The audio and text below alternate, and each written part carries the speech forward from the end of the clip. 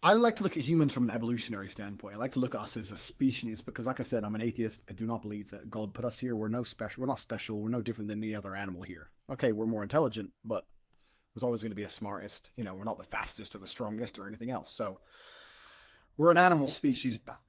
So in the modern society where we pretend physicality isn't important and we deny physicality and people say it doesn't matter, it absolutely does matter because since the dawn of human time, my favorite saying that everyone mocks me for, since the dawn of human time, for 95% of our existence, a man's role was primarily a physical role.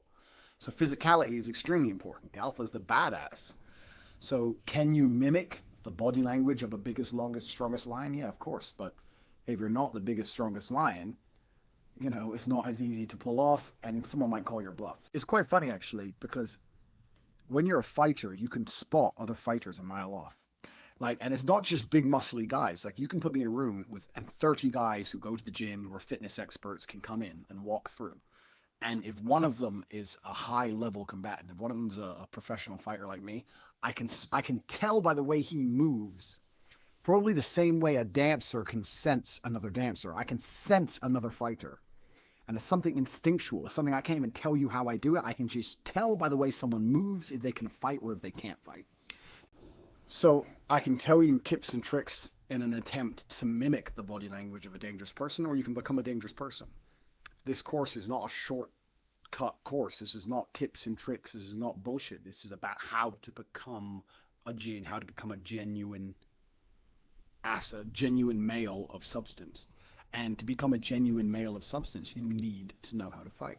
You need to learn how to fight. I don't need to teach you how to fight. I don't need to sit here in this course and say do this, do that. I don't need to teach you any of that because you can go, and it doesn't matter what city you are on earth, there's an MMA class or there's a boxing class that will teach you how to fight. You need to dedicate substantial periods and portions of your time to learning how to fight. So when you're learning to fight, you're reprogramming your basic instincts, and this is why it's so difficult. This is why it takes more practice than any other sport.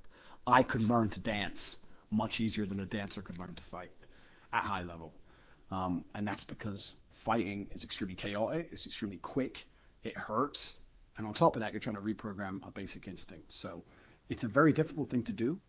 So body language of a G is a very, very short but simple lesson.